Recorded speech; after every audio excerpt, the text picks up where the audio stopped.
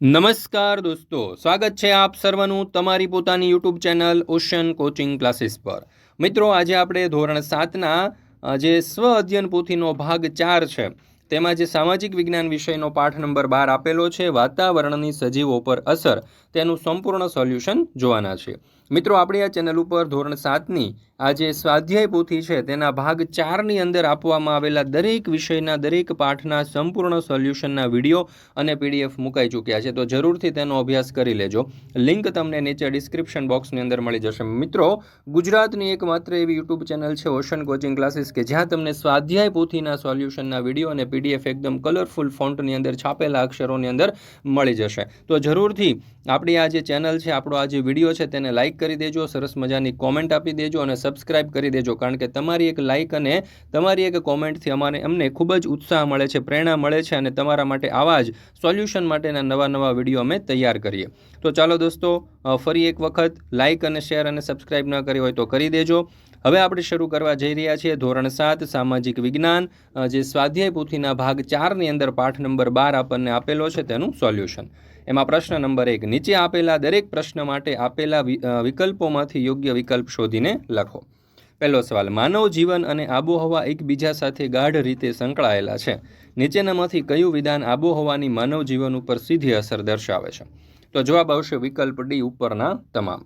બીજું, વાતાવરણમાં રહેલા વાયુઓ પૈકી કયો વાયુ ભારે હોવાથી વાતાવરણના સૌથી નીચેના સ્તરમાં જોવા મળે છે?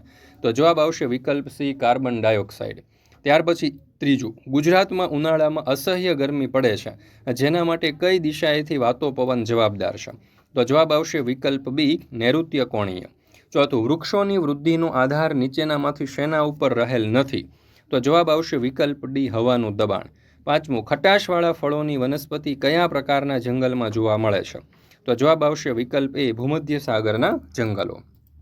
છઠ્ઠું, સૂર્યના અત્યંત ગરમ પારજાંબલી કિરણો જે જીવસૃષ્ટિ માટે નુકસાન કરતા છે, આ કિરણોથી કયું આવરણ આપણું રક્ષણ કરે છે? તો જવાબ આવશે વિકલ્પ બી, સમતાપ આવરણ। સાતમું, મોબાઈલ અને ઇન્ટરનેટ દ્વારા આપણું જોડાણ વિશ્વ સાથે કરનાર આવરણ કયું છે? તો જવાબ આવશે વિકલ્પ એ, આયનાવરણ। આઠમું, સવારથી સાંજ સુધીની વાતાવરણની પરિસ્થિતિ કયા નામે ઓળખાય છે? તો જવાબ આવશે વિકલ્પ બી, હવામાન। નવમું, કાંટાળી વનસ્પતિના સંદર્ભમાં નીચેનામાંથી કયું વિધાન સુસંગત નથી? તો જવાબ આવશે વિકલ્પ ડી, આ વિસ્તારની આબોહવા ખુશનુમા હોય છે। દસમું, અંદમાન નિકોબાર દ્વીપ સમૂહમાં કયા પ્રકારના જંગલો જોવા મળે છે? તો જવાબ આવશે વિકલ્પ એ, ઉષ્ણ કટિબંધીય બારેમાસ લીલા જંગલો।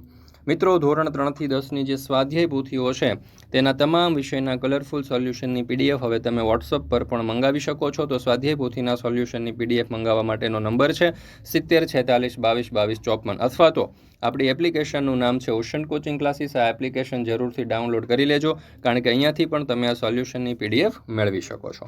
ત્યાર પછી છે પ્રશ્ન નંબર 2, નીચે આપેલી ખાલી જગ્યા પૂરો। એમાં પેલું, વાતાવરણમાં નાઇટ્રોજન ખાલી જગ્યા કિલોમીટર સુધી જોવા મળે, તો 130। બીજું, કોઈ પણ પ્રદેશની ખાલી જગ્યા વર્ષોની હવામાનની સ્થિતિ એટલે આબોહવા, તો જવાબ આવશે 35। ત્રીજું, અબનુસ મહોગની રોજવૂડના વૃક્ષો ખાલી જગ્યા જંગલમાં જોવા મળે છે, તો ઉષ્ણ કટિબંધીય વરસાદી। ચોથું, આફ્રિકાના ખાલી જગ્યા ઘાસના મેદાનોમાં સિંહ જોવા મળે છે, તો સવાનાના। ત્યાર પછી છે પ્રશ્ન નંબર 3, જોડકા જોડો। એમાં પેલું, ક્ષોભ આવરણ, તો એને આપણે જોડીશું વિકલ્પ સી, વીજળી, વાદળ અને વરસાદ સાથે। સમતાપ આવરણને જોડીશું વિકલ્પ ડી, જેટ વિમાન સાથે। મધ્યાવરણને જોડીશું વિકલ્પ એ, સમતાપ આવરણની ઉપરનું આવરણ। અને ઉષ્માવરણને જોડીશું વિકલ્પ બી, ટીવી, રેડિયો અને ઇન્ટરનેટ સાથે। ત્યાર પછી છે પ્રશ્ન નંબર 4, નીચેના વિધાનો ખરા છે કે ખોટા તે જણાવો। એમાં પેલું, વાતાવરણમાં સૌથી વધુ ઓક્સિજન વાયુનું પ્રમાણ હોય છે, તો જવાબ આવશે ખોટું। બીજું, ગરમ આબોહવા ધરાવતા પ્રદેશના લોકો આખું શરીર ઢંકાય તેવા ગરમ કપડાં પહેરે છે, તો જવાબ આવશે ખોટું। ત્રીજું, શંકુદ્રુમ જંગલના વૃક્ષોનું લાકડું કઠણ અને મજબૂત હોય છે, તો જવાબ આવશે ખોટું। ચોથું, કાળિયાર કચ્છના બન્નીના વિસ્તારમાં જોવા મળે છે, તો જવાબ આવશે ખોટું। પાંચમું, વાતાવરણમાં જેમ જેમ ઊંચાઈ ઉપર જઈએ તેમ તાપમાન ઘટતું જાય છે, તો જવાબ આવશે સાચું। મિત્રો, ધોરણ 6થી 8ની ગણિત, વિજ્ઞાન, અંગ્રેજી અને સામાજિક વિજ્ઞાન વિષય જેવા અઘરા વિષયોને સરળતાથી સમજવા માટે ઓશન કોચિંગ ક્લાસીસ દ્વારા પોટેટો બેચ લોન્ચ કરવામાં આવેલી છે, જેમાં તમને recorded lecture, live doubt session, PDF, MCQ test, પ્રથમ સત્રાંત અને દ્વિતીય સત્રાંત પરીક્ષાના પેપર, વોટ્સઅપ સપોર્ટ, આ દરેકે દરેક સુવિધાઓ જે છે તે ઉપલબ્ધ થવાની છે। માત્ર 499 રૂપિયા તેની પ્રાઇસ છે। મોબાઈલ નંબર છે 7046222254। ત્યાર પછી છે પ્રશ્ન નંબર 5. નીચેના પ્રશ્નોના જવાબ 1-2 વાક્યમાં આપો. પહેલું, કયા વાયુની હાજરી વગર સજીવોનું અસ્તિત્વ શક્ય નથી? તો ઓક્સિજન વાયુની હાજરી વગર સજીવનું અસ્તિત્વ શક્ય નથી.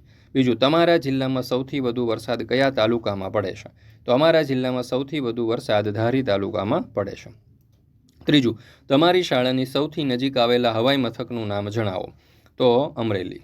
તમને કયું ફળ સૌથી વધારે ભાવે છે? તે ફળના વૃક્ષો કયા સ્થળે થાય છે? તો મને સૌથી વધુ કેરી ભાવે છે, જે ગુજરાતના જૂનાગઢ જિલ્લામાં વધારે થાય છે. 5મું, તમારા વિસ્તારમાં કયા કયા વૃક્ષના લાકડામાંથી ફર્નિચર બને છે? તો અમારા વિસ્તારમાં સાગ, સીસમ, આંબા, બાવળ વગેરે વૃક્ષના લાકડામાંથી ફર્નિચર બનાવવામાં આવે છે.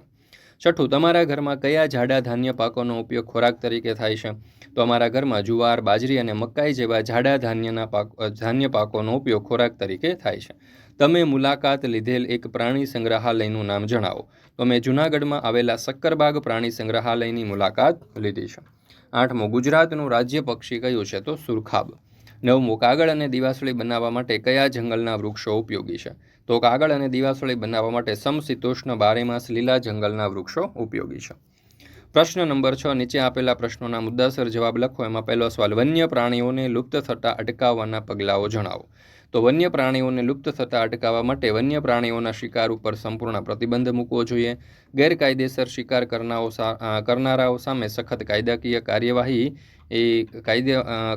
કાર્યવાહી કરી કડક સજા કરવી જોઈએ. જંગલો પ્રાણીઓના કુદરતી નિવાસ છે, તેને કપાતા અટકાવવા જોઈએ. જંગલમાં લાગતી આગને રોકવા તકેદારીના પગલાઓ લેવા જોઈએ. અભયારણ્યનો વિસ્તાર વધારવો જોઈએ. લોકોમાં પ્રાણીઓના સંરક્ષણ અંગે જાગૃતિ લાવવી જોઈએ.